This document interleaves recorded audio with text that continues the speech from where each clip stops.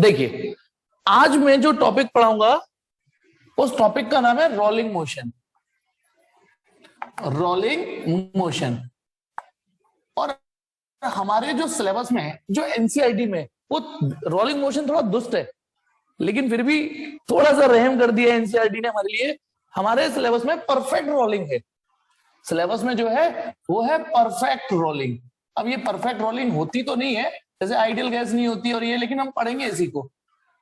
ठीक है, जैसे हम बोलते हैं परफेक्ट कंडक्टर, बोल दिया। पढ़ने के लिए तो थ्योरेटिकल तो पढ़ ही सकते हैं ना, थ्योरी तो पढ़ ही सकते हैं। परफेक्ट इंसुलेटर है ना, आइडियल कंडक्टर है ना, आइडियल गैस या परफेक्ट गैस, तो आइडियली तो पढ़ ही सकते हैं। तो ऐसे ही परफेक्ट रोलिंग पढ़ेंगे तो थैंक गॉड थोड़ी सी राहत आपको मिल जाएगी। मैं अपनी तरफ से पहले पूरी कोशिश करूंगा कि आपके दिमाग में डाल पाऊं। रोलिंग मोशन का मतलब एनसीईआरटी में परफेक्ट रोलिंग ही रहेगा। ठीक है, सबसे पहले और इस टॉपिक को पढ़ने के लिए आपको ट्रांसलेटरी मोशन आना चाहिए और आपको रोटेशनल मोशन आना चाहिए। ये दोनों ही आने चाहिए। ठीक है, तब जाके आप इस टॉपिक को कनेक्ट कर पाओगे। सबसे पहले रोलिंग मोशन होता क्या है? रोलिंग मोशन होता क्या है? जैसे सपोज करो आपके लिए आज व्हील भी लाया हूं मैं, काम चलाओ। अब ये यूं करते हुए आगे भी बढ़े, आगे भी बढ़े। ठीक है, अब यहाँ प्लेटफॉर्म नहीं है, नहीं तो प्लेटफॉर्म पे करके दिखाता। यूं करके हाथ को मान लो, ऐसे करके आगे भी बढ़े। अच्छा, ये क्या है? केवल ये क्या चीज है बेटा? ये प्योर रोटेशनल मोशन है। बस मान लो मैं इसको, ठीक है ना, हवा में उठा लूं तो ये प्योर रोटेशनल मोशन है। और ये क्या चीज है? देखो ये सपोज करो, एक मिनट इमेजिन करो, ये किसी गाड़ी का पहिया है और गाड़ी चलते चलते ब्रेक मार दिया जाए कस से कच, तो इसका रोलिंग खत्म, रोटेशन खत्म हो जाएगा ना। ये सिर्फ ऐसे बढ़ेगा ची की आवाज करते हुए। सोचो, चलती हुई गाड़ी पे ब्रेक, आप साइकिल पे ब्रेक मार दो तो वो यूं कैसे, ब्रेक जानते हो ना, ब्रेक का मैकेनिज्म, वो यूं करके गिट्टी सी फंस जाती है तो इसका रोटेशन रोक देती है वो एक्चुअली, तो फिर वो गाड़ी यूं चलती है। ठीक है, और ये जब चलती है, सोचो जब कोई चीज ऐसे चले, सिर्फ ऐसे चले, और कोई चीज ऐसे चले, ठीक है, इसको बोलते हैं रोलिंग। इसको रोलिंग, अभी मैं आऊंगा धीमे धीमे डिटेल पे। ये रोलिंग है। इसमें से यदि इसको ब्रेक क्या काम करते हैं? जब ब्रेक ना इसको खत्म कर देते हैं तो बेटा बहुत भयंकर फ्रिक्शन एक्टिवेट होने लग जाता है। हम सब जानते हैं ना, जब हमने फ्रिक्शन पढ़ा था, काइनेटिक फ्रिक्शन पढ़ा था, काइनेटिक फ्रिक्शन पढ़ा था, तो उसकी दो कैटेगरी भी पढ़ी थी। एक होता है स्लाइडिंग फ्रिक्शन, स्लाइडिंग फ्रिक्शन, और एक होता है रोलिंग फ्रिक्शन। याद आ गया? और जैसे हमारी फिजिक्स में कुछ डिस्कवरी माइलस्टोन मानी जाती है, जैसे आग की खोज माइलस्टोन मानी जाती है, वैसी पहिए का आविष्कार, व्हील का आविष्कार एक बहुत बड़ा माइलस्टोन माना जाता है। व्हील, उससे पहले हम क्या करते थे? व्हील से पहले चीजें स्लाइड होती थी, सारी चीजों को स्लाइड, ब्लॉक को ऐसे घिसका के ले जाना पड़ रहा है, ऐसे घिसका के ले जाना पड़ता था। और जब कोई चीज स्लाइड करती है तो फ्रिक्शन पूरे फुल फॉर्म में होता है, पूरे फुल फॉर्म में, हा हा हा हा, पूरे राक्षस की तरह होता है। लेकिन जिस दिन हमने पहिए का आविष्कार किया, पहिए के आविष्कार होते ही क्या हुआ? हमें रोलिंग करना आ गया। तो ये जो फ्रिक्शन होता है वो बहुत कम होता है, इसीलिए चीजें अच्छे से मूव कर पाते हैं हम। अब जब हम चलती हुई गाड़ी में, जैसे गाड़ी चल रही है, पहिया चल रहा है ना, और अचानक ब्रेक मार दे कच, तो ये रुक जाता है और सिर्फ ये चलता है। तो पता है क्या हुआ? अब ये केवल ट्रांसलेटरी मोशन है, केवल ट्रांसलेटरी मोशन है। अब ये बॉडी केवल स्लिप करेगी।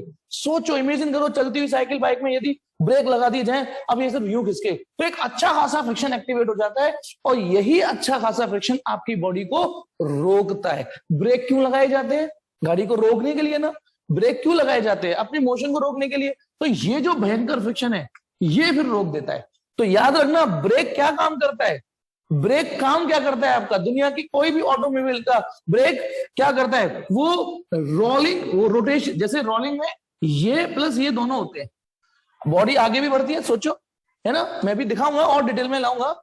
रोलिंग का मतलब होता है ट्रांसलेटरी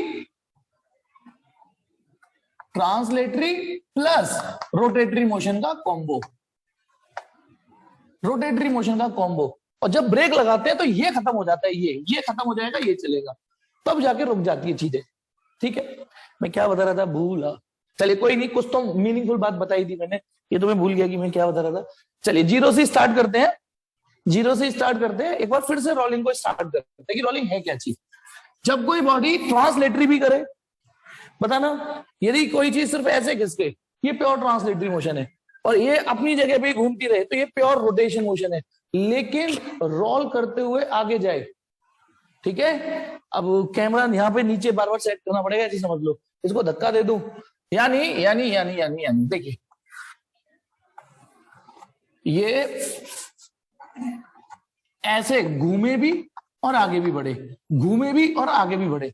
अच्छा, जैसे पंखा घूमता है, आपका पंखा चलता है, तो पंखा आगे थोड़ी नहीं खिसक सकता कि यहां लटक रहा है थोड़ी देर बाद वहां लटका हुआ मिलेगा, तो पंखे में ये थोड़ी नहीं होता, समझ में आ गया। बंदूक की गोली टाएं जब चलती है, तो हालांकि बंदूक की गोली में तो ये होता है, सॉरी एग्जाम्पल चेंज कर रहा हूं, या आप सिंपली कोई पत्थर फेंकते हो, यूं सीधा फेंक रहे हो, तो उसमें सिर्फ ये होता है। रोलिंग में ये भी होता है और ये भी होता है, और ये कोई बॉडी रोल करते हुए आगे बढ़ रही है, और क्योंकि हमारे सिलेबस में परफेक्ट रोलिंग है, तो थोड़ा सा काम आपका आसान रहने वाला है। अब ये परफेक्ट रोलिंग क्या होती है, ये भी धीमे धीमे समझ में आएगा। अब मैं एक काम कर रहा हूं, इसको देखिए, ये समझ में आया। पहले परफेक्ट रोलिंग का मतलब अभी ये समझो कि बॉडी में स्लिपिंग नहीं होनी चाहिए, स्लिप नहीं होनी चाहिए बॉडी। परफेक्ट रोलिंग का मतलब बॉडी ना स्लिप नहीं करनी चाहिए। अब बॉडी ना स्लिप दो तरीके से कर सकती है, बॉडी दो तरीके से स्लिप कर सकती है, चलते चलते अचानक स्लिप। जैसे एक बात बताइए, आपकी बॉडी, आपकी गाड़ी चल रही है, ये चल रही है ना, अचानक ये किसी मिट्टी में आके फंस जाए, मिट्टी में आके, देखा होगा पिक्चरों में कभी पहिया मिट्टी में फंस गया, अब वो ड्राइवर एक्सीलरेटर दिए जा रहा है, तो आप देख रहे हो कि ये घूम ज्यादा रहा है और चल कम रहा है, घूम ज्यादा रहा है और चल कम रहा है ना। यदि चीज मिट्टी, तो पहिए के रोटेशन ज्यादा होते हैं, साला खिसकता कम है ना, घूमता ज्यादा है खिसकता कम है, घूमता ज्यादा है खिसकता कम है। ये बात आ रही है भेजे में, ये परफेक्ट रोलिंग नहीं है। मैंने क्या बोला, यदि पहिया आपका जो पहिया है मिट्टी में फंस गया, फिल्मों में सीन चल रहा है ना, गाड़ी जैसे हीरो विलन के पीछे भग रहा है, हीरो के साथ कई सारे कांड होते रहते हैं, इजीली तो पहुंचता नहीं है विलन के पास, तो जब उसका पहिया, गाड़ी का पहिया मिट्टी में फंसता है, वो तो खैर बिल्कुल ही फंस गया पूरी तरीके से, उस केस में तो क्या हो गया, केवल पहिया रोटेट कर रहा है, आगे नहीं बढ़ रहा। लेकिन मान लो इतना नहीं फंसा पूरी तरीके से, तो रोटेशन ज्यादा होते हैं, आगे कम बढ़ता है, तो ये रोलिंग परफेक्ट नहीं है। या दूसरी रोलिंग, जो रोलिंग नहीं है कि ये अच्छा खासा चल रहा है, अचानक आपने ब्रेक मार दिए तो आपको बताया था ना, इसका रोटेशन कमजोर हो जाएगा और ये सिर्फ ऐसे खिसकेगा। परफेक्ट रोलिंग वो होती है जिसमें ये पॉइंट स्लिप करे ही नहीं, जो सबसे बॉटम वाला पॉइंट है इसका, वो स्लिप ना करे, स्लिप ना करे। इमेजिन करिए जैसे ये और ये। अच्छा, पहले बहुत सिंपल चीजें बताता हूँ, सिंपल है ना यार, रोलिंग ना कम से कम उसको 3 क्लास चाहिए, और मेरे हाथ थोड़े बंधे हुए होते हैं, मैं बंधे हुए मतलब मुझे एनसीईआरटी को टारगेट करना है, और ज्यादा लंबा जाऊंगा तो फिर आपका सिलेबस रह जाएगा। तो अभी मैं थोड़ी सस्ती बात कर रहा हूं, इमेजिन करो ये परफेक्ट रोलिंग जा रहा है और स्लिप नहीं कर रहा पहिया। अभी बस परफेक्ट रोलिंग का मतलब ये समझिए कि पहिया या ये इस पॉइंट पे स्लिप नहीं करना चाहिए। और मैंने 2 तरीके की स्लिपिंग बताई, 2 तरीके की स्लिपिंग। एक तो जब ये ज्यादा हो जाए और ये कम हो, ये कम कब हुआ था, पहिए का मिट्टी में फंसना, तो रोटेशन ज्यादा हो रहे थे और आगे नहीं खिसक रहा था। या फिर ये ज्यादा हो जाए और ये कम हो जाए, ये कब हुआ था, ये ज्यादा और ये कम, जब आप ब्रेक लगा देते हो, चलती हुई साइकिल में ब्रेक लगा देते हो, तो ऑलमोस्ट ये खत्म करने की कोशिश होती है। लेकिन फिलहाल मान लो यदि ये पॉइंट स्लिप नहीं कर रहा, बढ़िया शानदार रोलिंग, स्लिप ही नहीं कर रहा, तो बताइए जब ये एक चक्कर पूरा होगा, इसका एक रोटेशन पूरा होगा, मान लो मैं चौक पे या निशान लगा देता हूं, ये निशान दिख रहा है, ये वाला निशान, ठीक है। अब बताना, जैसे ही ये यहां से स्टार्ट करते हैं, टन है, ये आगे बढ़ रहा है ना, ये अब पॉइंट को देखना, ये पॉइंट आगे जा रहा है, आगे जा रहा है, तो एक रोटेशन जब पूरा हो जाएगा, जब एक रोटेशन पूरा हो जाएगा, एक रोटेशन कितनी देर में पूरा होगा, कैपिटल टी टाइम में, कैपिटल टी टाइम में, है ना। एक रोटेशन पूरा होने का मतलब capital T time taken to complete 1 rotation, ठीक है। तो ये कहां तक आ जाएगा, कोई बताएगा, ये कितनी दूरी पर आ जाएगा, मुझे बताइए। आफ्टर टाइम टी या आफ्टर 1 रोटेशन ओनली, ये कितनी दूरी पर आ गया, सेंटर टू सेंटर कितनी डिस्टेंस हो गई, या इस पॉइंट से इस पॉइंट की डिस्टेंस कितनी हो गई। जी हाँ, 2πr, बचपन में सीखा था, लेकिन आज थोड़ा अच्छे से सीख रहे हो, तो आपके दिमाग में ये कंडीशन होनी चाहिए कि टी टाइम पर एक आफ्टर 1 रोटेशन, और यहां लिख देता हूं आफ्टर 1 रोटेशन, यहां से यहां तक आफ्टर 1 रोटेशन, और यहां से यहां तक टाइम कितना लगेगा, टी। लेकिन 10th वो 7th 8th में भी हमने किए होंगे सवाल, लेकिन इतना बारीकी से नहीं पढ़ा होगा कि आफ्टर वन रोटेशन ये डिस्टेंस 2 पाई आर तब होगी कंडीशन अप्लाइड जब इसमें और यहां से यहां तक स्लिपिंग ना हो। ये बात समझ में आ गई कि नहीं? यहां से यहां तक कोई स्लिपिंग ना हो। दो तरीके से स्लिप हो सकती है, मैंने बोल दिया। दो तरीके से पहिया स्लिप हो सकता है, या तो इसको कमजोर कर दो और इसको बढ़ा दो, या ये खत्म हो जाए और ये बढ़ जाए। पहिए का मिट्टी में फंसना या चलते हुए पहिए पे ब्रेक मारना। अब बताना ये यदि सपोज करो मिट्टी में फंस गया, ये मिट्टी में फंस गया, तो इसका एक रोटेशन पूरा तो हो गया, लेकिन क्या ये 2 पाई डिस्टेंस आगे बढ़ा? बताना। यदि ये पहिया मिट्टी में फंस गया तो अपनी जगह पे घूम रहा होगा, या थोड़ा बहुत आगे बढ़ गया होगा, मान लो, है ना, खिसक स्लिप मार मार के, तो क्या एक रोटेशन में वो 2 पाई डिस्टेंस आगे आया? नहीं। तो बस यही तो अंतर होता है 7th 8th और 12th 11th 12th की फिजिक्स में, कि इसमें कंडीशन अप्लाइड है। बताइए क्या कंडीशन अप्लाइड है? यहां से यहां तक 2 पाई डिस्टेंस तब है जब पहिए ने परफेक्ट रोलिंग करी हो, ना फॉरवर्ड स्लिपिंग की हो ना बैकवर्ड स्लिपिंग हो। फॉरवर्ड स्लिपिंग वही चीज है जो फॉरवर्ड स्लिपिंग जब पहिए में ब्रेक मार दो और ऐसे खिसकना पड़ जाए, और बैकवर्ड स्लिपिंग ये जब पहिया मिट्टी में फंस जाए। इन दोनों में से कोई भी स्लिपिंग ना हो, हाँ परफेक्टली प्रेजेंट हो। अब इस शोम ने बिल्कुल सही पहचाना, ये दोनों मोशन परफेक्टली प्रेजेंट हो। अब इसको मैथमेटिकली भी मैं बताऊंगा कि इनमें क्या रिलेशन होगा, ठीक है, अभी बताऊंगा, लेकिन इतने बात तो समझ में आ गई। अच्छा, अब एक और बड़ी चुन लो, एक और चुन लो। यदि हम, ये रिजिड बॉडी है, इमेजिन करो ये रिजिड बॉडी है, रिजिड बॉडी है। इसमें यदि किसी पॉइंट का, मान लो इस वाले पॉइंट का मैं अर्जुन बन जाऊं, अर्जुन की आदत थी ना जिसपे निशाना मारता था उसी को देखता था, यदि मैं अर्जुन बन के इस पॉइंट की ही ट्रेजेक्टरी को स्टडी करूं, केवल इस पॉइंट को देखूं, या ऐसे समझो मैंने इस पॉइंट पे लगा दी एलईडी, मतलब ये पॉइंट जल रहा है और पूरे कमरे में अंधेरा हो गया, इवन आपको ये बॉडी भी नहीं दिख रही, इवन आपको ये बॉडी भी नहीं दिख रही है ना, ये केवल यहां पर एक चौक का निशान दिख रहा है, ये चौक का निशान दिख रहा है, सबसे टॉप मोस्ट पॉइंट लिया मैंने, सबसे टॉप मोस्ट पॉइंट, ठीक है। मैं थोड़ा टाइम लूंगा समझाने में, ठीक है, क्योंकि मैं आगे आने वाले दिक्कत से बचाने की कोशिश, फिर रटना ना पड़े आपको। अब देखना, इमेजिन करो, इमेजिन करो, अरे इसको जरूरत क्या है मुझे, केवल हाँ, इमेजिन करो कि ये मैं लाइट कैमरा एक्शन सब लाइट बंद कर दूं और सिर्फ ये वाली एलईडी जल रही हो, तो इसकी ट्रेजेक्टरी फील करना, ट्रेजेक्टरी, केवल एलईडी ये वाली जल रही हो, है ना, तो पता है पहले तो ये एलईडी नीचे जाती हुई दिखेगी, मानते हो कि नहीं? देखो इस पूरे कमरे में इवन तुमको ये व्हील भी नहीं दिख रहा, सिर्फ ये एलईडी दिख रही है ना। अल्ट्रा स्लो मोशन में बात करूं तो देखना इस चौक को, इस चौक के निशान को, इस एलईडी को, जब ये व्हील आ गए तो ये पॉइंट पहले नीचे उतरेगा, ये पॉइंट पहले नीचे जा रहा है ना, और फिर उसके बाद नीचे एग्जैक्टली बॉटम पे आ जाएगा, और फिर बॉटम के आने के बाद क्या होगा बोलो, फिर ये फिर ऊपर उठेगा। क्या ये बात समझ में आई या नहीं आई बोलो? पहले तो ये बताइए कि यदि हम इस पॉइंट को, इस एलईडी को डिस्कस करें, इस पार्टिकल को स्टडी करें, ये क्या चीज है? पूरी रिजिड बॉडी, और मान लो उस रिजिड बॉडी में से सिर्फ इस पार्टिकल को स्टडी करूं तो बेटा थोड़ा सा कॉम्प्लिकेट ट्रेजेक्टरी है उसकी, थोड़ी सी कॉम्प्लिकेट, कि पहले वो एलईडी नीचे जाएगी फिर वो ऊपर भी उठेगी। अच्छा, उसका ऊपर उठना समझ में आ रहा है नहीं आ रहा? ऊपर उठना समझ में आ रहा है नहीं आ रहा? कि भाई कहां गया चौक का निशान, ये रहा, ये ठीक है। पहले ये एलईडी नीचे जा रही है, सपोज करो कैमरे में यहां से तो नीचे आ गई, उसके बाद ऊपर भी तो उठ रही है ना ये, तो यार ये तो बड़े, और ये तो मैंने सबसे टॉप मोस्ट पॉइंट के लिए, कितनी भयंकर ट्रेजेक्टरी है नहीं? लेकिन पता है इसमें एक इंसान ऐसा है, एक पार्टिकल ऐसा है जो हमारी नाक में दम नहीं करेगा, वो है सेंटर ऑफ मास। फील करिए कि यदि ये सेंटर ऑफ मास है, ये वाला एग्जैक्टली, है ना, और तुम्हें पता है परफेक्ट रोलिंग कोई क्यूब तो कर नहीं पाएगा, कोई व्हील टाइप की बॉडी होगी रोल जो कर सके, तो बताइए इसका सेंटर ऑफ मास ये रहा, इसकी ट्रेजेक्टरी कैसे होगी? फील करिए इसकी ट्रेजेक्टरी कैसे होगी, बताइए। ये व्हील आगे ऐसे जा रहे हैं, बताइए इसकी ट्रेजेक्टरी कोई बताएगा? जो सेंटर ऑफ मास की ट्रेजेक्टरी, हाँ शिवेश ने सही पहचाना, बताना, सेंटर ऑफ मास नहीं, शुभम ने सही बताया बेटा, ये सेंटर ऑफ मास आगे जा रहा है। तो आपने नोटिस की, दिया ने भी ठीक से नोटिस कर ली बेटा खुद से, हाँ स्ट्रेट लाइन, ये भाई साहब स्ट्रेट लाइन जा रहे हैं ये, अब मजे आ गए हमारे। तो बताना सेंटर ऑफ मास को डिस्कस करके काम आसान है या उसको डिस्कस करना आसान है ना? तो सेंटर ऑफ मास से थोड़ी सी हमारी ना फिजिक्स थोड़ी आसान हो जाएगी।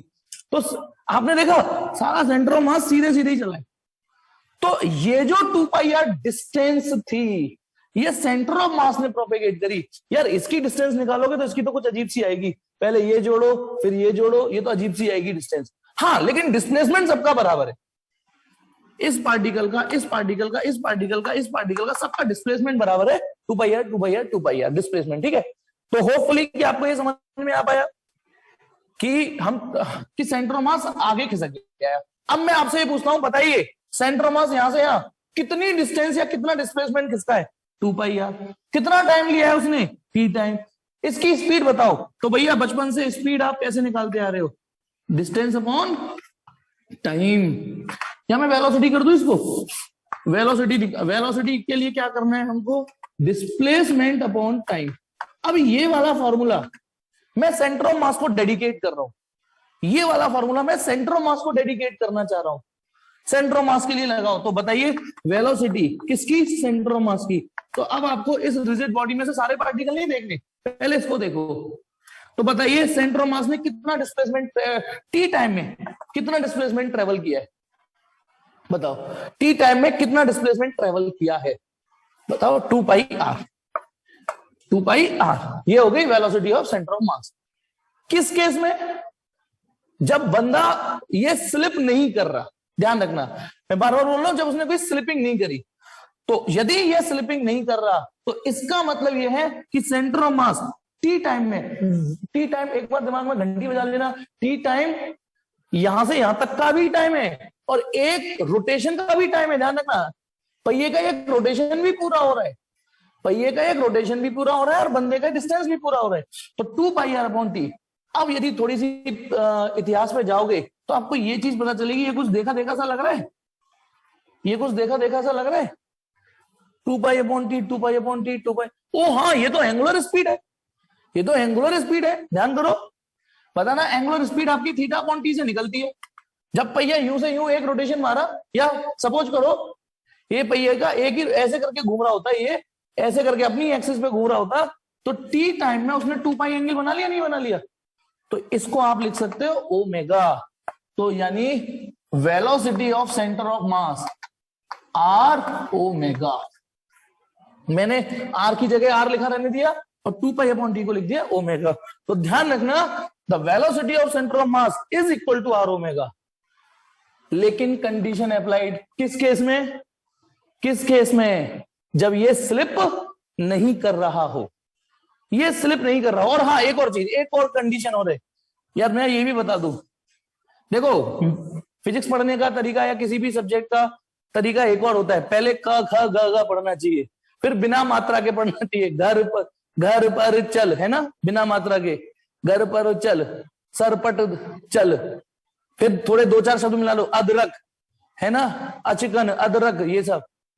अभी ये ध्यान रखना कि जिस प्लेटफॉर्म पर व्हील चल रहा है वो प्लेटफॉर्म रेस्ट पर है। सोचो आईआईटी हो जाएगी फिर वो। अभी ये जो नीचे प्लेटफॉर्म है वो रेस्ट पर है। हाँ ये बात मैं बता दूं, कंडीशन अप्लाइड पहले ही, कि अभी ये जो नीचे वाला प्लेटफॉर्म है वो रेस्ट पर है। फिर वो चुल्ल बाद में पढ़ाऊंगा कि सारा ये भी तो खिसक सकता है, नीचे भी तो मर्जी हो सकती है। आप जैसे एक सवाल मैंने 11th का आज ही डाला है ना, यदि जिसने देखा होगा कि ये ब्लॉक एक और ब्लॉक के ऊपर है और ये फ्रिक्शनलेस सरफेस के ऊपर है, तो ये तो खिसका ही खिसका, ये भी खिसक गया, ये भी खिसका। ठीक है चलो कोई नहीं। तो अभी ध्यान रखना इसमें 2 कंडीशन अप्लाइड हो गई। इसका मतलब इस फॉर्मूले में 2 कंडीशन अप्लाइड हो गई। कौन कौन सी? एक तो ये परफेक्ट रोलिंग होनी चाहिए, खिसकना नहीं चाहिए, है ना, स्लिपिंग नहीं होनी चाहिए। और दूसरी कंडीशन क्या हो गई? नीचे जिस प्लेटफॉर्म पे ये पहिया चल रहा है वो भी रेस्ट पे होना चाहिए। समझ रहे हो ना? हाँ, तो this is the expression of velocity of centre of mass in case of perfect rolling, in case of perfect rolling. ठीक है, ये फंडामेंटल समझ में आ गया। चलिए आर माने इसकी जो भी रेडियस होगी, ये जो रेडियस है आर, ओमेगा जिस एंगुलर वेलोसिटी से व्हील घूम रहा है, बेटा ये रिलेशन होना चाहिए। यानी सेंटर ऑफ मास की वेलोसिटी आर ओमेगा से ज्यादा नहीं होनी चाहिए, सेंटर ऑफ मास की वेलोसिटी आर ओमेगा से कम नहीं होनी चाहिए। अभी शुभम ने बोला था सर बिल्कुल बैलेंस होना चाहिए दोनों। हाँ ये बैलेंस होना चाहिए।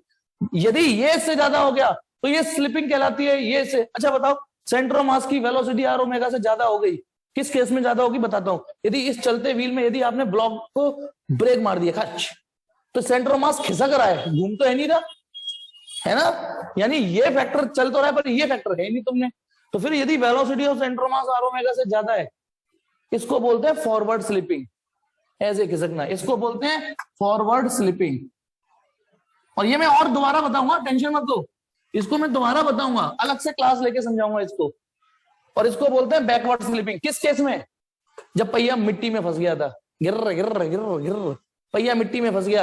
अब बताओ सेंटर ऑफ मास तो चल ही नहीं रहा, सेंटर ऑफ मास तो मतलब ट्रांसलेटरी मोशन में तो नहीं है ना, खिसक तो नहीं रहा ना, पहिया घूम ही घूम रहा है, यानी यही ये फैक्टर है, यही ये फैक्टर है, ये तो चल ही नहीं रहा। तो इसको बोलते हैं बैकवर्ड स्लिपिंग, क्योंकि यहां पर ये पहिया है ना पीछे की तरफ, देखो ये सरफेस है और ये यूं चलेगा, देखो आप मोशन, इसको बोलते हैं बैकवर्ड स्लिपिंग।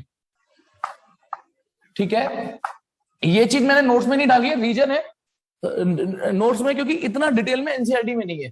चलिए, अब यदि इसको तो मैंने अलग से डाल दिया, एचओटी हायर ऑर्डर थिंकिंग। अब यदि आपको इस सिचुएशन में किसी सिस्टम की काइनेटिक एनर्जी निकालनी पड़े, सुन लो, काइनेटिक एनर्जी निकालनी पड़े आपको, है ना, इसकी काइनेटिक एनर्जी, तो कैसे निकालोगे? इसमें क्योंकि ये बंदा ट्रांसलेटरी मोशन में है प्लस रोटेशन मोशन में, तो ये दोनों काइनेटिक एनर्जी निकाल के जोड़नी पड़ेगी आपको, क्योंकि ये सिस्टम खिसक भी रहा है, ट्रांसलेशन भी कर रहा है और रोटेशन भी कर रहा है। अच्छा, इस चैप्टर में रोटेशन पढ़ रहे थे, तो अब तक आप सिर्फ ये फॉर्मूला लगाते थे, जैसे पंखे की काइनेटिक एनर्जी निकालो तो आप सिर्फ ये लगाओगे, क्योंकि वो सिर्फ रोटेट कर रहा है। लेकिन रोलिंग मोशन में सिस्टम रोटेट भी हो रहा है और आगे भी खिसक रहा है, तो ये काइनेटिक एनर्जी प्लस ये काइनेटिक एनर्जी, समझ पा रहे हो ना, ये दोनों काइनेटिक एनर्जी। और इस काइनेटिक एनर्जी का formula half M V square. कौन सा वी? सेंटर ऑफ मास की velocity, centre of mass half M V square, और इसका formula half I omega square, याद रखिएगा। यानी इस सिस्टम की टोटल काइनेटिक एनर्जी यदि निकालनी है आपको परफेक्ट रोलिंग के केस में, तो kinetic energy of translatory kinetic energy जो कि हाफ एम वी स्क्वायर होगी, है ना, और plus half I omega square होगी। ये हमारा सच बताऊं ना, एनसीईआरटी में तो इतने से काम हो जाएगा, हाँ इतने से में, लेकिन अब पता ना इससे शायद 15-20 मिनट नहीं हुए होंगे। लेकिन यदि रोलिंग समझना है तो 2-3 क्लास खर्च करनी पड़ जाती है, लेकिन फिर भी मैं मैक्सिमम से मैक्सिमम बताऊंगा, कोशिश करूंगा, एनसीईआरटी से थोड़ा सा ऊपर उठाऊंगा। तो ये टोटल काइनेटिक एनर्जी हो गई ये। तो फिलहाल अभी आपका काम इससे चल जाएगा। आइए रोलिंग में एक चीज दोबारा समझाता हूं मैं, ठीक है, इसका स्क्रीनशॉट ले लीजिए, एक बार फिर समझाता हूं, ठीक है।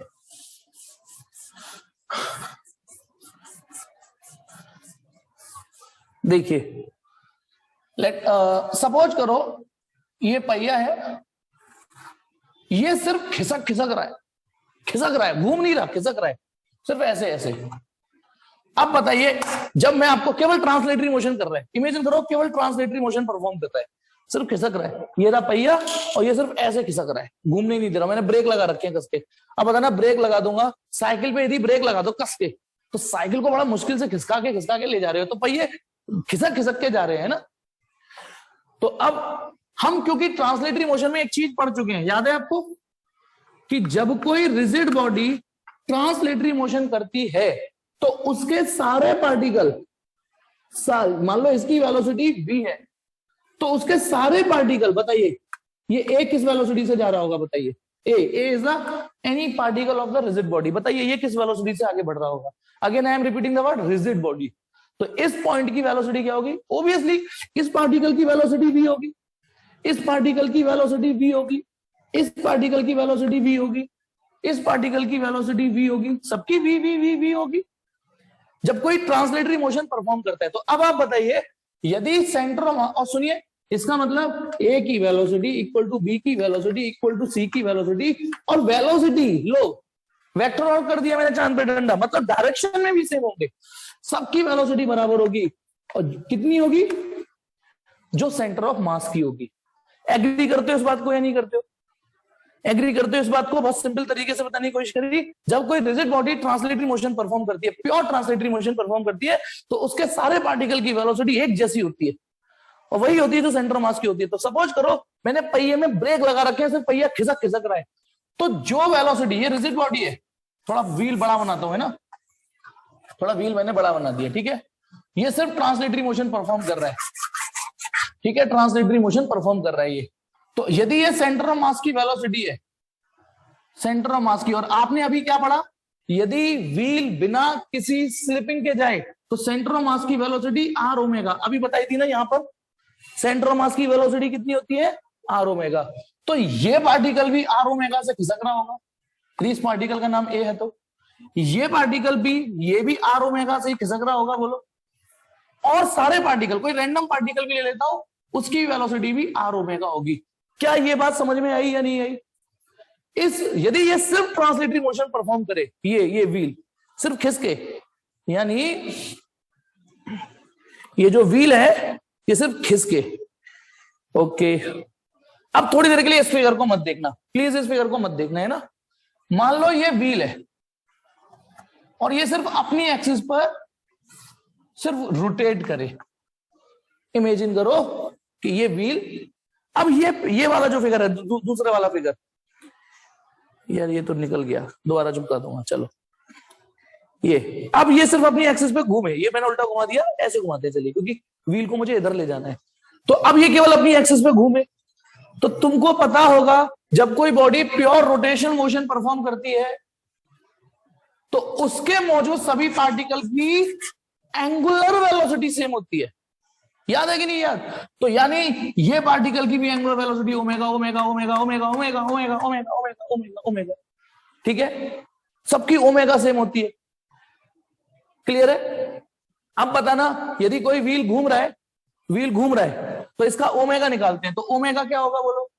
थीटा अपॉन टी, ओमेगा यही तो होगा, सिर्फ घूम रहा है, सिर्फ घूम रहा है, तो बताना टी टाइम में कितना एंगल बना रहा है ये, 2 पाई। तो इसका मतलब इन सभी पार्टिकलों की जो एंगुलर वेलोसिटी सेम होगी, लेकिन मैग्नीट्यूड सबका 2 पाई बाई टी होगा या नहीं होगा, ये बात भी पहले डिस्कशन हो चुका है। ये प्योर रोटेशन मोशन है। अब एक चीज और बताना, यदि ये प्योर रोटेशन, लो मैं इधर भी दिखा देता हूं, ऐसे मैंने यहाँ एक्सेस पे तो दिखाई दिया, ऐसे भी दिखा दिया कि ये प्योर रोटेशन कर रहा है। अब बताना, ध्यान से सुनना, इसके सबसे टॉप मोस्ट पार्टिकल को देखना। आपको याद होगा, यदि नहीं याद तो बेटा वो वीडियो दोबारा देख लेना, जब बॉडी रोटेटरी मोशन करती है तो हर पार्टिकल का ओमेगा तो सेम होता है, ओमेगा सेम होता है ना, सबका ओमेगा, लेकिन लीनियर वेलोसिटी सबकी अलग होती है। तो बताइए, यदि इस पार्टिकल की जो सबसे टॉप मोस्ट पॉइंट है और ये केवल प्योर रोटेशन कर रहा है, प्योर रोटेशन कर रहा है ना, ठीक है, हाँ, तो ये कितनी दूरी इसकी, अच्छा ये बताइए वेलोसिटी इधर ही होगी ना, टेंजेंट मार के, पहले बताइए टेंजेंशियली वेलोसिटी। अब मैं लीनियर वेलोसिटी बात कर रहा हूं, क्योंकि देखो सबसे टॉप मोस्ट पॉइंट की टेंजेंट डालोगे तो वो ऐसे टेंजेंट जाएगी, तो इसकी जो वेलोसिटी होगी, कोई बताएगा मुझे लीनियर वेलोसिटी ए की कितनी होगी? कोई मुझे बताएगा? तो लीनियर वेलोसिटी के लिए फॉर्मूला लग जाता है आर ओमेगा। कितनी दूरी पर है यहां से ये? कैपिटल आर दूरी पर, और इनटू ओमेगा। तो इस पार्टिकल की लीनियर वेलोसिटी जब ये प्योर रोटेशन में हो और आगे नहीं खिसके तो सिर्फ आर ओमेगा होगी। इधर कैच हो रहा है या नहीं? मुझे कोई बताएगा? यानी क्योंकि ये डिस्टेंस आर है बेटा, ये डिस्टेंस आर है ना, ये वाली डिस्टेंस आर, तो v इक्वल टू जब ये फॉर्मूला लगाएंगे तो आर ओमेगा। अच्छा, यदि ये तो पॉइंट ए था, यदि मैं कोई रैंडम पॉइंट यहां ले लूं, यहां ए बी सी, मान लो सी इसका नाम है, सी इसका ना, सी नहीं ले रहा हूं, डी ले लेता हूं, डी। बताइए, इसका नाम मैंने डी ले लिया, तो इसकी जो लीनियर वेलोसिटी होगी कोई बताएगा? इस पर भी टेंजेंट इधर डालेगी, लेकिन इसकी टेंजेंट थोड़ी छोटी डालेंगे, थोड़ी सी छोटी डालेंगे, क्योंकि इस डी की, मैं यहां लिख दूं, डी की ज्यादा यूजफुल नहीं है लेकिन फिर भी, तो इसके लिए जब आप ये वाला फॉर्मूला लगाओगे तो ये डिस्टेंस लोगे ना, ये डिस्टेंस इनटू ओमेगा, तो वेलोसिटी ऑफ डी वो होगी, स्मॉल आर लिख देता हूं, स्मॉल आर ओमेगा। तो बताइए, ए की और डी की वेलोसिटी एक सी है या अलग अलग है? बताओ, ए की वेलोसिटी और डी की वेलोसिटी एक सी निकली या अलग अलग निकली? जब बंदा सिर्फ ये कर रहा है, सिर्फ आगे नहीं बढ़ रहा, सिर्फ ऐसे घूम रहा है, तो भैया जो ए था वो ज्यादा दूरी पर था, तो ये ज्यादा, ये तो सबका एक सा है, देखो ये तो सबका एक सा है, तो आर ओमेगा। थोड़ा नीचे आए तो इसकी डिस्टेंस कम रहेगी, रेडियस, तो वो आर ओमेगा कम हो गया। कौन बताएगा इस सेंटर ऑफ मास की वेलोसिटी कितनी होगी जब ये केवल प्योर रोटेशन कर रहा है? तो बताओ भाई, जैसे जैसे आप पास आ रहे हो, पास आ रहे हो, पास आ रहे हो, पास आ रहे हो, तो इसकी वेलोसिटी कितनी होगी? जी हाँ, इसकी हो गई 0। और सीरियसली ये पॉइंट तो आगे पीछे कुछ बढ़ ही नहीं रहा ना, ठीक है, तो इसकी हो गई 0। तो सेंटर ऑफ मास की इस सिनारियो में वेलोसिटी कितनी है? इस सिनारियो में जब प्योर रोटेशन कर रहा है वो, तो 0। अब आते हैं आपकी बुद्धि का, देखता हूं खुद लगा पाते हो कि नहीं। सबसे ये वाला पॉइंट, इसका नाम है बी। इस समय तो खैर केवल खिसक रहा था, हम इसको पहिए को ऐसे ले जा रहे थे, प्योर ट्रांसलेटरी मोशन एक, ठीक है, इसमें केवल प्योर घुमा रहे हैं, है ना। अब आप बताइए, कोई मुझे बताएगा इसकी वेलोसिटी की टेंजेंट किधर लगेगी? देखो फील करो नीचे वाले पॉइंट को, मैं हल्का सा यूं लेता हूं सबसे नीचे वाले पॉइंट को, क्योंकि व्हील ऐसे घुमा रहा हूं, तो उसकी टेंजेंट, ऊपर वाले की टेंजेंट आगे जा रही है ना। देखो जब ये व्हील ऐसे घूम रहा है, ठीक है, तो ये ऐसी तो घूम रहा है, ये व्हील ऐसी तो घूम रहा है, तो इस पार्टिकल की टेंजेंट तो ऐसे डली, लेकिन इसकी टेंजेंट तो ऐसे डली ना। तो जो नीचे वाला पॉइंट है उसकी जो वेलोसिटी है वो बैकवर्ड है, बैकवर्ड है ना, तो इसकी वेलोसिटी का टेंजेंट डलेगा इधर। This is velocity of B. Formula क्या लगेगा? R omega. यही वाला फॉर्मूला लगाया है, तो डिस्टेंस इसकी आर ना, तो इसकी वेलोसिटी में और इसकी वेलोसिटी में अंतर है डायरेक्शन का। ये बंदा आगे जा रहा है, ये पीछे जा रहा है, ठीक है, इसकी 0 है। क्या मैं ये फिगर समझा पाया आपको? ये नहीं, जल्दी बोलो, क्या मैं ये फिगर समझा पाया या नहीं? जल्दी बोलो, ठीक है। ये अब तो सुनिए, ये कैसा मोशन है? ये है प्योर ट्रांसलेटरी मोशन, ये है प्योर ट्रांसलेटरी मोशन है ये वाला, जिसमें सारे सिस्टम ऐसे खिसक रहे हैं। और ये क्या है बेटा? Pure rolling motion, oh sorry rotational motion, pure rotational motion. इन दोनों को यदि मैं जोड़ दूं, इन दोनों को जोड़ दूं, मैं जोड़ दूं, तो बेटा इसका मतलब सिस्टम में ये वाली वेलोसिटी भी आ गई, ये वाली, और ये वाली भी आ गई। इज इट ओके और नॉट? पहले बताइए, ये आ गई नहीं आ गई? इसको बोलते हैं रोलिंग मोशन। क्या बोलते हैं इसको? Rolling motion. अच्छा एक और चीज, सेंटर ऑफ मास की वेलोसिटी आर ओमेगा, हम अभी नहीं कह रहे हैं ना। सेंटर ऑफ मास की वेलोसिटी आर ओमेगा तब आई थी जब बिना स्लिप किए हुए सिस्टम आगे खिसका था, है ना। चलो मैं लिख ही देता हूं, ये उस समय की वेलोसिटी थी जब सिस्टम ने स्लिप किए हुए बिना आगे बढ़ा था, जब मैंने पहला फिगर बनाया था। तो अब आप बताइए एक सिंपल बात बताइए, अब इस पॉइंट की यदि मैंने इन दोनों को जोड़ दिया, ये प्लस ये जोड़ दिया, तो पता है अब इस पॉइंट की आप ऐसे समझो, ये वाला है, इस फिगर को इसके ऊपर सुपर इम्पोज कर रहे हो, इसको इसके ऊपर रख रहे हो, तो अब इस पॉइंट की जो वेलोसिटी होगी, कोई बताएगा कितनी होगी? कितनी होगी ड्यूरिंग परफेक्ट रोलिंग? ये और ये दो जुड़ गई, यानी जब ये मोशन इसमें जुड़ गया तो पता है सिस्टम आगे भी खिसक रहा है और घूम भी रहा है, आगे भी खिसक रहा है और घूम भी रहा है। आगे बढ़ने की वजह से वेलोसिटी आर ओमेगा है और घूमने की वजह से आर ओमेगा है, तो ये दोनों जुड़ गए, ये दोनों जुड़ गए, तो पता है एक ही वेलोसिटी कितनी हो गई? 2 आर ओमेगा। ध्यान रखना, एक ही वेलोसिटी जो सबसे टॉप मोस्ट पॉइंट रहेगा रोलिंग मोशन में, जो सबसे टॉप मोस्ट पॉइंट रहेगा उसकी वेलोसिटी 2 आर ओमेगा, क्योंकि ये और ये जुड़ जाएंगे।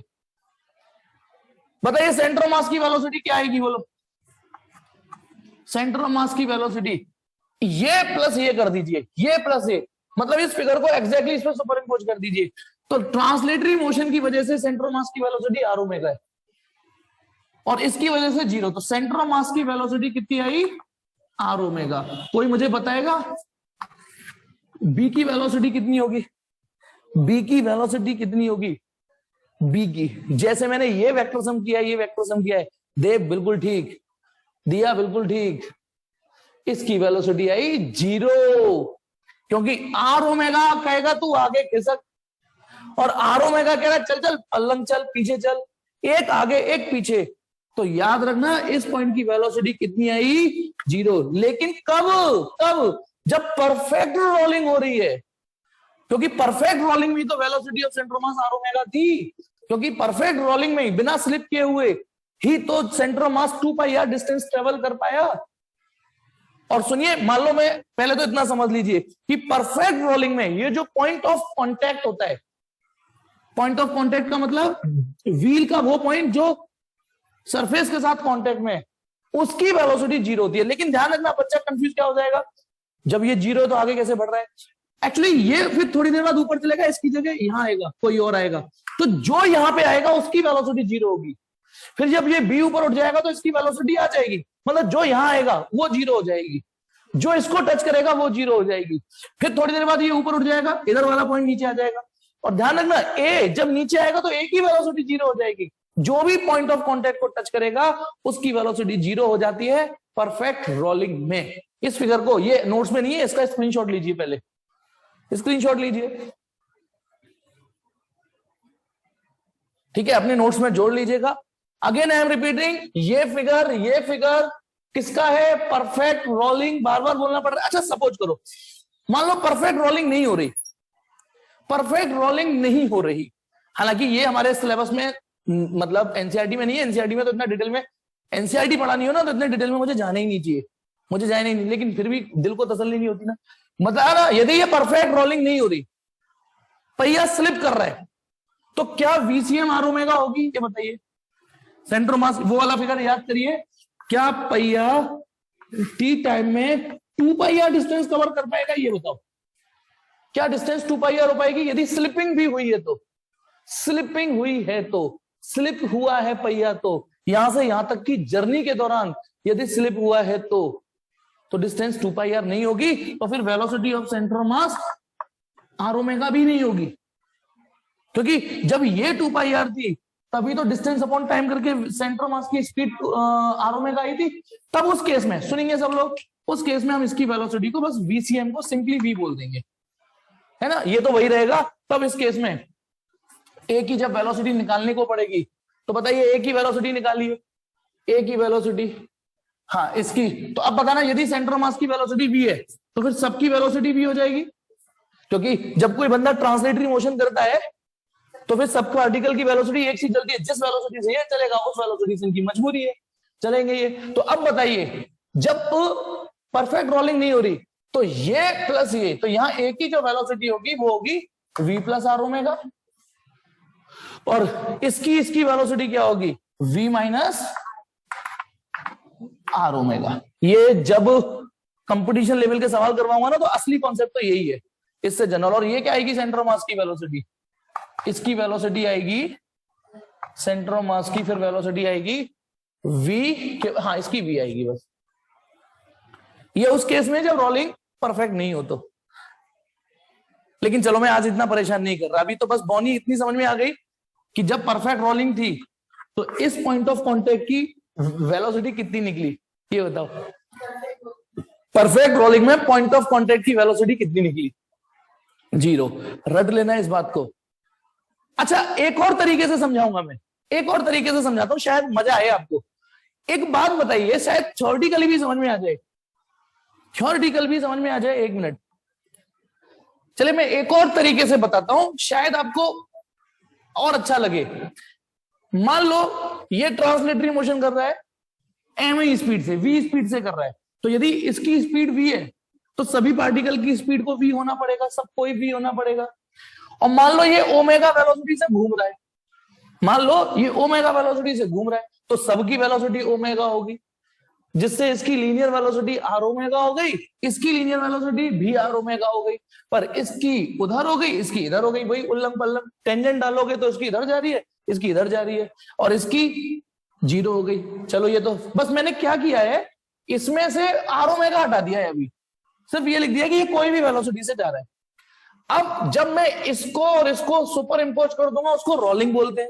रोलिंग का मतलब बंदा आगे भी जाएगा घूमेगा भी, आगे भी जाएगा घूमेगा भी, तो इस पार्टिकल की जो वेलोसिटी हो जाएगी वो ये प्लस ये हो जाएगी, क्योंकि दोनों टेंजेंट एक ही दिशा में, हम पता है सम नहीं कर रहे, वेक्टर सम कर रहे हैं, तो ये वाली वेलोसिटी भी है, ये आर ओमेगा है, आगे बढ़ने की वजह से ए की वेलोसिटी भी है, और घूमने की वजह से ए की लीनियर वेलोसिटी आर ओमेगा है। तो बताइए इस पॉइंट की जो नेट वेलोसिटी हो गई वो कितनी हो गई, v प्लस आर ओमेगा।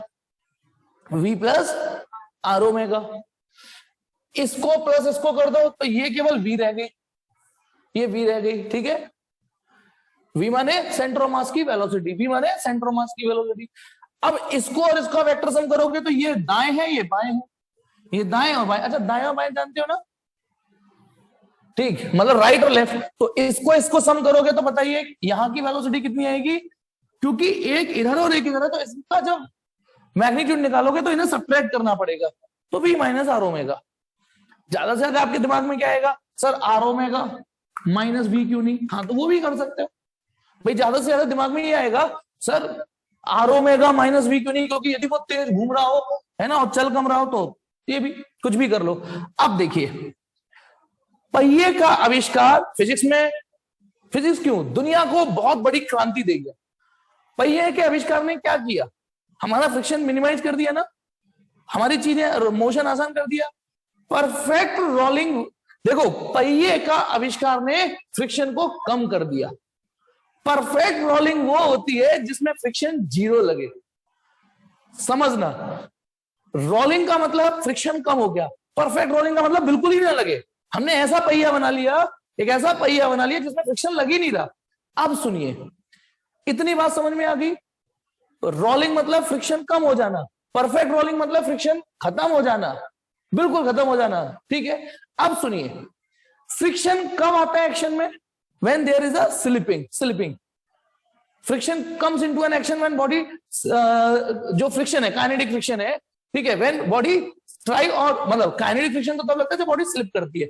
अब सुनना, इस अभी मैं इसको ले लेता हूं, बताइए इस पॉइंट की वेलोसिटी इन दोनों के वेक्टर सम से v माइनस आर ओमेगा है। मान लो यदि ये जीत जाता है, मान लो ये जीत जाता है, ये ज्यादा है, मान लो ये वेलोसिटी 10 है और ये 8 है, बताओ ये वाली वेलोसिटी 10 है और ये 8 है, तो इस पॉइंट की जो रिजल्टेंट वेलोसिटी आएगी वो कितनी आएगी, बताओ बताओ। ये 10 है और ये 8 है, तो इस पॉइंट की वेलोसिटी कितनी आएगी, 2 आएगी। इस दिशा में आएगी 2 आएगी ना वेलोसिटी, 2 रिजल्टेंट वेलोसिटी। यार रिजल्टेंट वेलोसिटी 2 आएगी कि नहीं आएगी, 2 यूनिट। अब यदि किसी की इधर वेलोसिटी है तो फिर फ्रिक्शन इधर लगेगा कि नहीं लगेगा, क्योंकि फ्रिक्शन तो स्लिप, क्योंकि ये बॉडी इधर स्लिप कर रही है तो फ्रिक्शन इधर लगेगा, लगेगा ना। तो यानी यदि ये वेलोसिटी जीवित रह गई तो फिर फ्रिक्शन लग जाएगा, यानी ये फ्रिक्शन एक्टिवेट हो गया। क्योंकि फ्रिक्शन क्या है, फ्रिक्शन सूंघ के ही आ जाता है। यदि कहीं पे स्लिपिंग हो रही होती है तो मैं आऊंगा, आ गया। मान लो ये वाली वेलोसिटी 8 है और ये वाली 10 है, मान लो ये ज्यादा है, तो क्या होगा, तो क्या होगा, ठीक है। तो रिजल्टेंट वेलोसिटी 2 इधर आएगी ना, रिजल्टेंट वेलोसिटी 2 यूनिट इधर आएगी, तो सारा फ्रिक्शन इधर लगने लग जाएगा। समझ पा रहे हो। अब बताइए, जब रोलिंग करा रहे हैं फ्रिक्शन फिर भी आ रहा है, रोलिंग करा रहे हैं फ्रिक्शन फिर भी आ रहा है, ऐसी कैसी रोलिंग। वैसे तो जनरल लाइफ में ऐसा ही होता है, ठीक है, लेकिन परफेक्ट रोलिंग कब आएगी। अब बताइए परफेक्ट रोलिंग कब जनरेट होगी। परफेक्ट रोलिंग वो होती है जिसमें ये भाई साहब मूव भी ना उठा सके, ना इधर फ्रिक्शन वाला मुंह उठा सके, ना इधर मुंह उठा सके फ्रिक्शन, ना ये मुंह उठा सके ना ये। तो वो तभी हो सकता है ना जब ये भाई साहब जीरो हो। यदि ये जीरो हो जाए या ये जीरो हो जाए, अच्छा इसको मैंने क्या बोला था, फॉरवर्ड स्लिपिंग, इसको बोलते हैं फॉरवर्ड स्लिपिंग। जब ये भाई साहब ज्यादा हो, बताइए जब ये ज्यादा हो, ये 10 और ये 8 लिया था, जब देखो जब ये 10 और ये 8 लिया था तभी तो इधर आंसर आया था। तो अब जब वो फॉरवर्ड स्लिप कर रही है तो फ्रिक्शन पीछे आ रहा है ना, स्लिप तो फॉरवर्ड कर रही है ना। ये कब आता है, जनरली जब हम ब्रेक लगा देते हैं, ठीक है, या फिर दूसरी सिचुएशन ये 8 हो और ये 10 हो, तो रिजल्टेंट वेलोसिटी इधर आ रही है, बॉडी इधर स्लिप करेगी तो फ्रिक्शन उधर लगेगा। तो अब बताइए, आप खुद बताइए, फ्रिक्शन जीवित नहीं रही, फ्रिक्शन आए ही नहीं, परफेक्ट रोलिंग उसे बोलते हैं। तो उसके लिए इन दो बॉडियों को क्या करना पड़ेगा, इसमें और इसमें क्या रिलेशन होना चाहिए, आप बुद्धि लगाओ खुद ही, आप बता दोगे मुझे लगता है। क्या होना चाहिए, यानी उसकी ये वेलोसिटी और ये वेलोसिटी इक्वल होनी चाहिए, जिससे क्या होगा, जब ये भी 10 हो जाए ये भी 10 हो जाए, या ये 8 है तो ये 8 हो जाए, तो बताइए नेट वेलोसिटी कितनी हो जाएगी, 0। तो ना बाबा आवेगा, यदि ये पॉइंट ऑफ कांटेक्ट की वेलोसिटी 0 हो जाए तो ना बाबा आवेगा ना घंटा बाजेगा। This is called perfect rolling, friction है ही नहीं। इसको क्या बोलते हैं बेटा, फॉरवर्ड स्लिपिंग, शायद समझ उस समय नहीं। अच्छा बताइए, बताना ये क्या है बेटा, परफेक्ट रोलिंग। ये क्या है? Perfect rolling. Perfect rolling. तो बताइए परफेक्ट रोलिंग में इस पॉइंट की वेलोसिटी कितनी आनी चाहिए? इस पॉइंट की वेलोसिटी 0 आनी चाहिए बी की। वीबी कितनी आनी चाहिए? 0। और वीबी 0 आ रही है, इसका मतलब वी माइनस आर ओमेगा 0 आना चाहिए। यानी वी इक्वल टू कितना आना चाहिए? R omega. V R omega आना चाहिए। और इस केस में ये कौन सी सिचुएशन है? चलो ये तो परफेक्ट रोलिंग हो गई। ये कौन सा केस था? जब ये 10 था और ये 8 था। इसका मतलब ये वी ज्यादा थी और ये आर ओमेगा ज्यादा था। ये तो ये कब आया बेटा? जब वी आर ओमेगा से ज्यादा था। बेटा वीडियो देखना पड़ेगा। जब ये वी आर ओमेगा से, क्योंकि ये आर ओमेगा है और आर ओमेगा की वैल्यू 8 और वी की वैल्यू 10। यदि वी आर ओमेगा से ज्यादा हो गया तो ये फॉरवर्ड स्लिपिंग कहलाएगी। और यदि ये 8 है और ये 10 है तो रिजल्टेंट वेलोसिटी इधर आई थी, इसको बैकवर्ड स्लिपिंग बोलते हैं। क्या ये समझ में आई? एक बार वीडियो दोबारा देख लोगे तो आ जाएगा, मैं मानता हूं। और बेटा देखो पहली बार में तो कोई गेम भी नहीं खेल पाते हम ढंग से। ये तो रोलिंग है, ये तो रोलिंग है। लेकिन चलिए आगे बढ़ते हैं। आप कहोगे तो मैं दोबारा बता दूंगा कभी, ठीक है, जब आप कहोगे। और आपके लिए कितनी अच्छी बात कह दी कॉन्फिडेंस के लिए। एनसीईआरटी के हिसाब से तो बस आपको ये पढ़ना है, ये पढ़ना है। तो जब कोई परफेक्ट रोलिंग चलती है उसे फ्रिक्शन नहीं चाहिए, है ना, बिल्कुल नहीं चाहिए परफेक्ट रोलिंग। तो ये पॉइंट स्लिप नहीं करना चाहिए, ये वाला पॉइंट भी इस पर स्लिप नहीं करना चाहिए। तो इस पॉइंट ऑफ कांटेक्ट की velocity with respect to the surface, जिस सरफेस पे चल रही है वो 0 ही होनी चाहिए, ठीक है, 0 ही होनी चाहिए ये। और ये जो मैं कंडीशन है बता रहा हूं ना, V equal to R omega वाली, ये तब है जब सरफेस नहीं चल रहा, ठीक है। और एक चीज बताते बताते भूल गया मैं, चलो याद आएगी तो बता दूंगा, क्योंकि रोलिंग एक बहुत बड़ा कॉन्सेप्ट है। एक चीज और बता देता हूँ कॉम्पिटिशन के लिए। बताना, जैसे इस पॉइंट पे आपने टेंजेंट डाली तो इसकी वेलोसिटी इधर, इस पॉइंट पे टेंजेंट डाली तो इसकी वेलोसिटी इधर। तो जब दोनों को ऐड कर दिया तो इसकी वेलोसिटी ये प्लस ये, ऐसे तो किया, इसकी इधर इसकी इधर, तो रिजल्टेंट आपने यहां ऐसे निकाल दिया घटा के। लेकिन यदि कोई मुझे बताएगा जैसे ये वाला पॉइंट है, ये वाला पॉइंट है और सेम ये वाला पॉइंट है, तो पता है यदि ये प्योर रोटेशन कर रहा है तो इस पे टेंजेंट ऐसे जाएगी। देखना समझ में आ रहा है? ये बात समझिए, इसकी टेंजेंट इधर जाएगी और ट्रांसलेशन में ये वाली वेलोसिटी इधर होगी भी।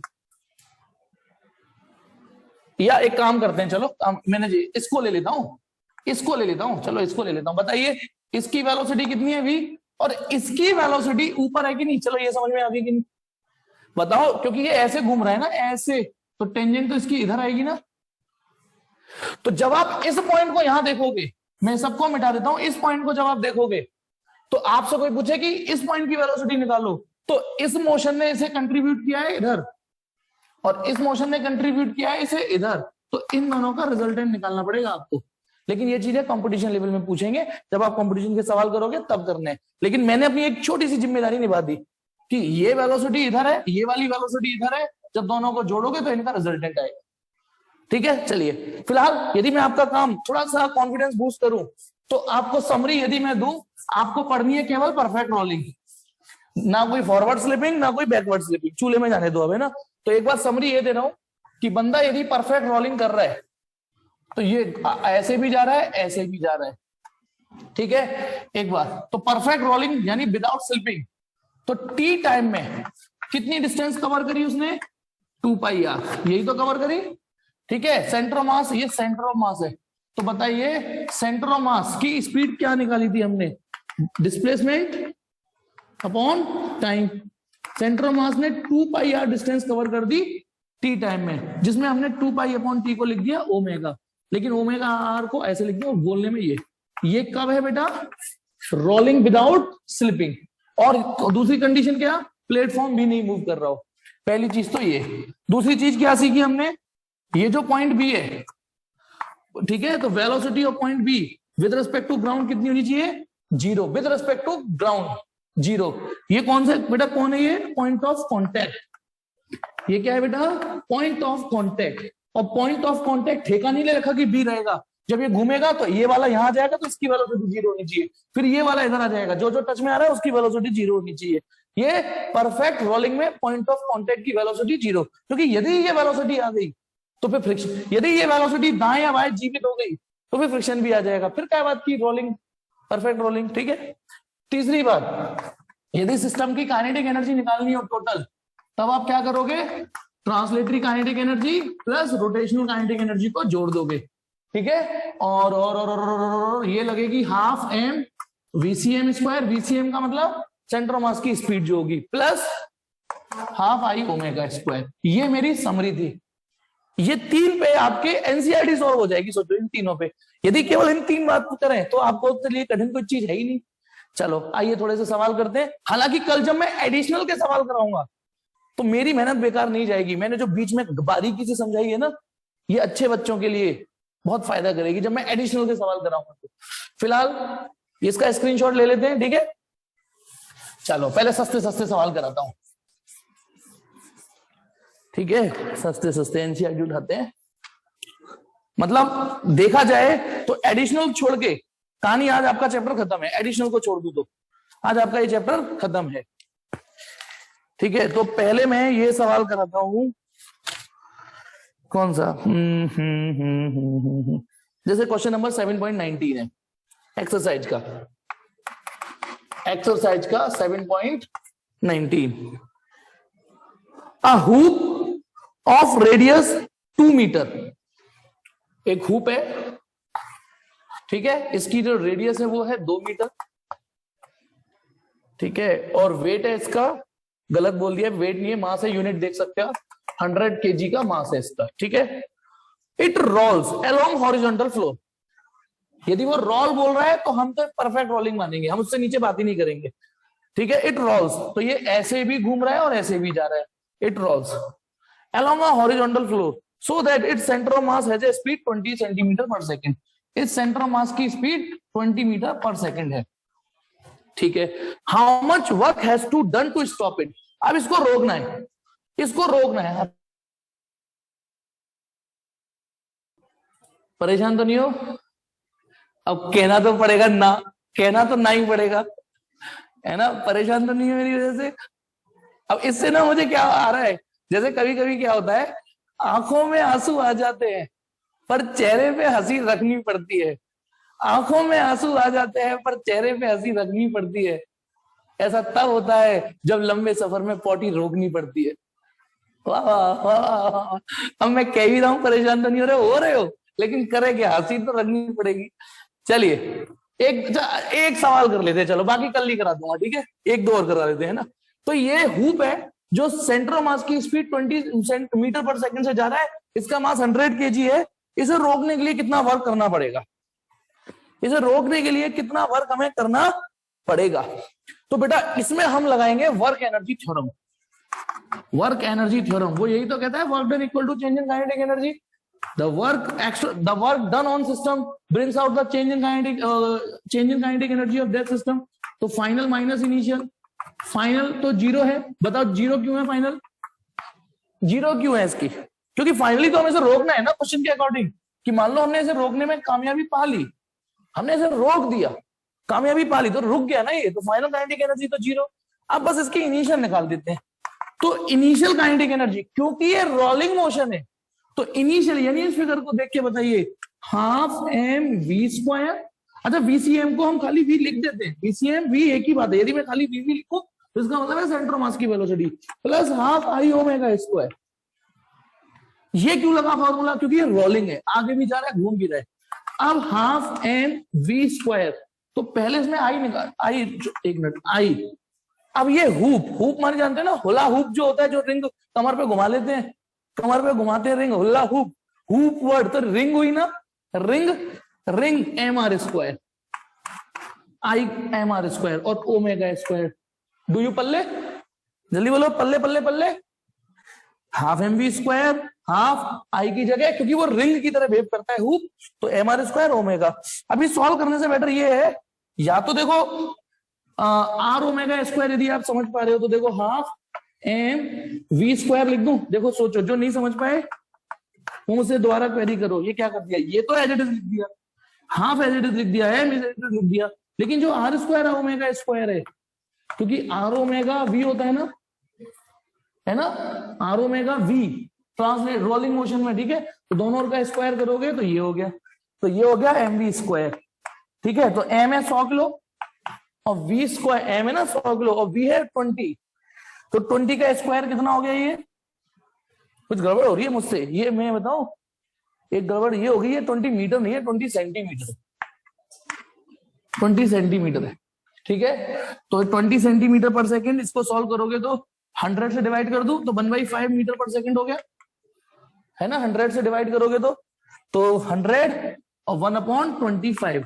v स्क्वायर, v है ना, तो v स्क्वायर 25, ये आ गया 4 जूल।